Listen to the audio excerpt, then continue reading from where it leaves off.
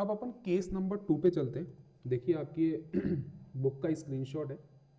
तो 9.7 जो थ्योरम है इसमें 3 फिगर्स के साथ आपको थ्योरम दे रखी है। फर्स्ट फिगर अपन ने समझ भी लिया, प्रूफ भी कर लिया। This is your case number 2, this is your case number 3।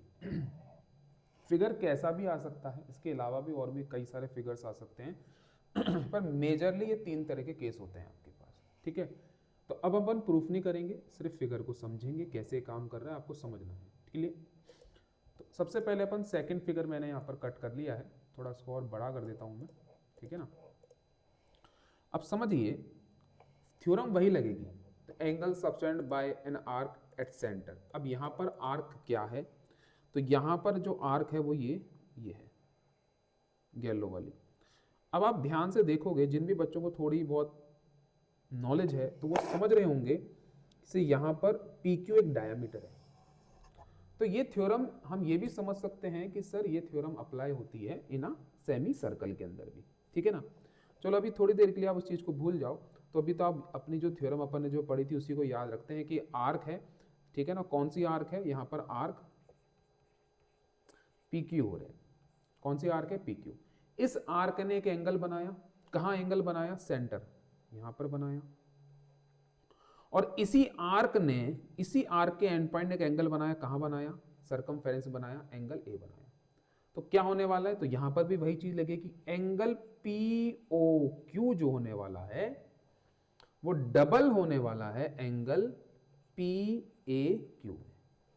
अब हम ये समझ रहे हैं कि सर हमको किसी को बताने की जरूरत नहीं है कि एंगल पीओक्यू क्या होगा, क्योंकि एंगल पीओक्यू एक स्ट्रेट लाइन है। पीओक्यू इज अ स्ट्रेट लाइन, और स्ट्रेट लाइन पर एंगल क्या बनता है, तो ऑब्वियस सी बात है एंगल कितना बनेगा, यहां पर 180 डिग्री बनेगा।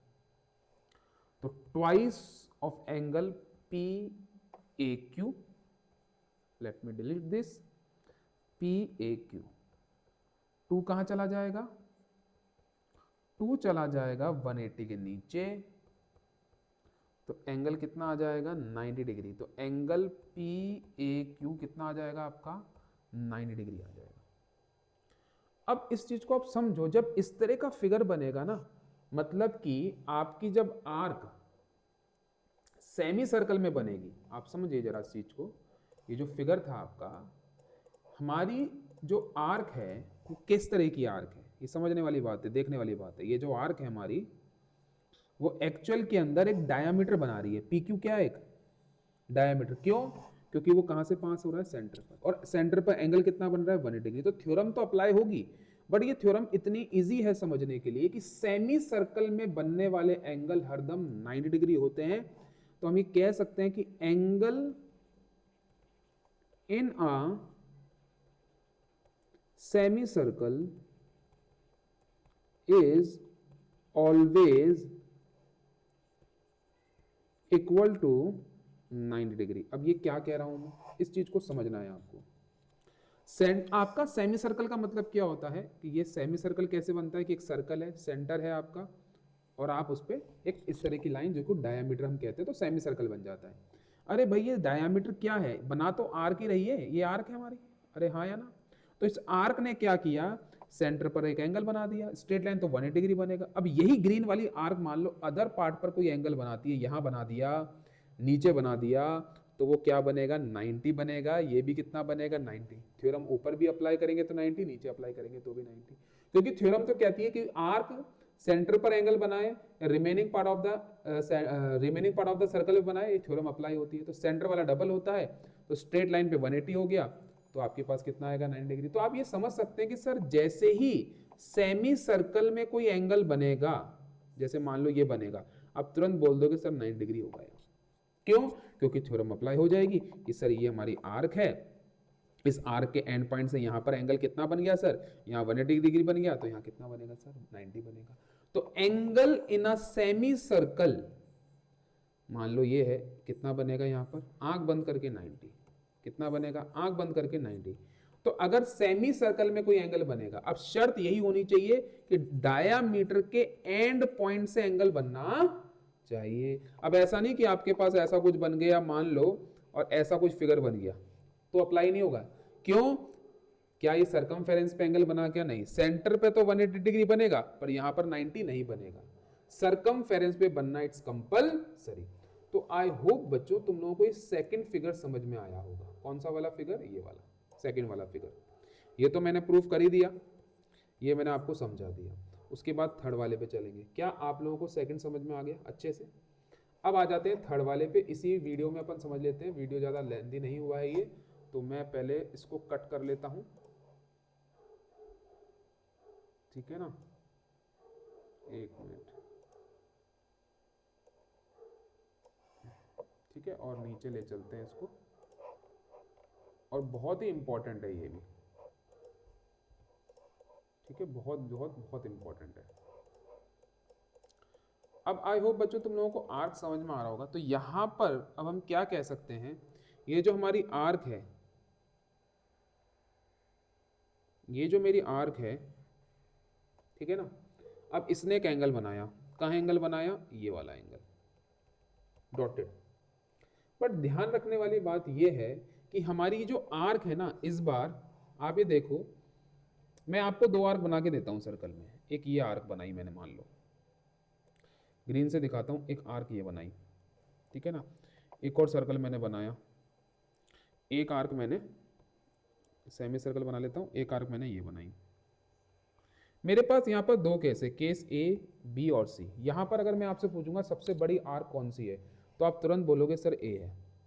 ये थ्योरम कब अप्लाई होगी, ये कॉन्सेप्ट कब अप्लाई होगा? जब हमारी आर्क जो होगी ना वो सेमी सर्कल से बड़ी होगी। देखो ये वाली आर्क सेमी सर्कल से छोटी है, ये वाली जो आर्क है वो एग्जैक्ट सेमी सर्कल है, ये वाली जो आर्क है ए वाला वो सेमी सर्कल से भी बड़ी है। तो जब आर्क सेमी सर्कल से भी बड़ी होगी, जब आर्क सेमी सर्कल से भी बड़ी होगी तभी ये थ्योरम अप्लाई होगी, जैसे कि यहां पर हो रही है। ये समझने वाली बात है, ये बहुत ही समझने वाली बात है कि यहां पर आपकी जो येलो वाला जो पोर्शन है मेरा, दिस येलो वन, येलो वाला जो पोर्शन है ये आर्क है और ये सेमी सर्कल से बड़ी है।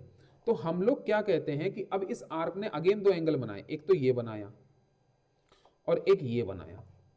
पर ये समझने वाली बात है कि ये जो एंगल है ना आपका, ये एंगल नॉर्मल एंगल नहीं है, this is your reflex angle. देखो दो एंगल्स बन रहे हैं यहां पर, एक एंगल पीओक्यू है और एक रिफ्लेक्स ऑफ एंगल पीओक्यू है।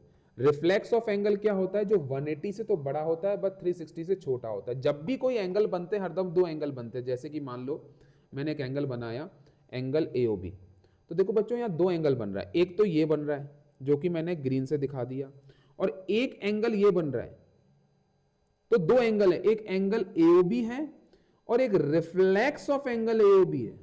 तो एओबी और रिफ्लेक्स ऑफ एओबी में क्या डिफरेंस है? रिफ्लेक्स ऑफ एओबी हरदम 180 से बड़ा पर 360 से छोटा आएगा। मान लो कि ये एंगल मान लो कि 70 डिग्री है, तो अब इसका रिफ्लेक्स निकालने के लिए मुझे 360 में से 70 को क्या कर देना पड़ेगा? माइनस कर देना पड़ेगा। और हम बोलेंगे कितना डिग्री आ रहा है सर? 290 डिग्री आ रहा है। तो सेम कॉन्सेप्ट हमारा यहां पर अप्लाई होता है। समझ में आ रही बात? तो हम लोग क्या बोल सकते हैं, हम लोग क्या बोलेंगे, लेट मी डिलीट दिस जिससे कि तुम लोगों को अच्छे से दिखे। तो हम लोग क्या बोलने वाले हैं, हम लोग यहां पर बोलेंगे कि reflex of angle POQ is twice of angle PAQ. Result वही रहेगा बट क्या लग जाएगा? रिफ्लेक्स। ठीक है ना। अब मान लो कि आपको मान लो आपको ये वाला एंगल मिल जाता है, मान लो आपको ये एंगल मिल जाता है 60 डिग्री, तो आपका ये वाला जो एंगल होगा ना, दिस एंगल, ये एंगल कितना हो जाएगा? 360 माइनस 60 मतलब कितना डिग्री हो जाएगा? 300 डिग्री। और ये वाला जो एंगल हो जाएगा अकॉर्डिंग टू द थ्योरम, इससे हाफ आ जाएगा, ये कितना हो जाएगा आपका? 150 डिग्री। आई होप आप लोगों को चीज समझ में आ रही होगी। जब फिगर ऐसा बनेगा तो रिफ्लेक्स ऑफ एंगल से कंपैरिजन होगा। किससे कंपैरिजन होगा? Reflex of angle. सिमिलर, आप ये 60 है तो उसको 30 मत कर देना। जब आपकी आर्क, जब आपकी आर्क ग्रेटर देन क्या होगी? सेमी सर्कल होगी। ग्रेटर देन क्या होगी? सेमी सर्कल होगी आपकी आर्क। जब ग्रेटर देन सेमी सर्कल होगी तो आपका कंपैरिजन रिफ्लेक्स एंगल से होगा, ना कि नॉर्मल एंगल से। तो आई होप बच्चों आप लोगों को एक कॉन्सेप्ट समझ में आ रहा होगा। मैं चलो इसका एक एग्जांपल देता हूं, बाकी एग्जांपल तो बहुत सारे अपन करने वाले हैं। मान लो आपके पास ऐसा फिगर बन रहा है, ठीक है ना, और आपके पास कुछ, ठीक है, ये बनता है ए बी सी एंड ओ। ठीक है, अब मान लो आपको एंगल ए ओ सी दे रखा है 100 डिग्री। एंगल ए ओ सी कितना दे रखा है आपको? 100 डिग्री। तो एंगल ए ओ सी आपका 100 डिग्री है और आपसे मांगा जा रहा है कि एंगल ए बी सी निकालो। तो यहां पर ये गलती मत कर देना, यहां पर ये मत बोल देना कि angle A O C twice of angle A B C होगा। नहीं, क्योंकि यहां पर जो आपकी आर्क है ना बच्चों, ये जो आपकी आर्क है ये सेमी सर्कल से बड़ी है। तो यहां पर क्या होने वाला है? कंपैरिजन तो होगा, पर रिफ्लेक्स ऑफ एंगल एओसी जो होगा वो ट्वाइस होगा एंगल एबीसी से। तो रिफ्लेक्स ऑफ एओसी निकालना है तो ये वाला निकालना पड़ेगा आपको, दिस वन, ये रिफ्लेक्स है। तो कैसे निकलेगा? नॉर्मल एंगल जो एंगल है 360 में से 100 को माइनस कर देंगे, 260 आ जाएगा। तो ये एंगल आया 260, ठीक है ना। तो रिफ्लेक्स ऑफ एंगल कितना आ गया आपका? 260 equal to twice of angle ABC. अब आपको एंगल एबीसी अगर निकालना है तो आप क्या करने वाले हैं, आपको पता होना चाहिए। 2 कहाँ चला जाएगा? 2 कहाँ चला जाएगा? 260 के नीचे चला जाएगा और एंगल कितना आ जाएगा आपका? 130 डिग्री आ जाएगा, जो कि आपको समझ में आ रहा होगा कैसे। ठीक है ना, तो ये एंगल कितना आ जाएगा आपके पास? 130 डिग्री। क्लियर है बच्चों? तो ये थी आपकी थ्योरम 9 पॉइंट कितना 7 आई थिंक, ठीक है 9.7। तो इसके तीनों केस थे, तीनों केस को अपन ने समझ लिया। फर्स्ट केस का अपन ने प्रूफ भी कर लिया जो कि एग्जाम में आता है। तो आई होप अब ये थ्योरम आपको समझ में आ गई होगी, तो क्वेश्चंस करने में आपको प्रॉब्लम बिल्कुल नहीं आएगी।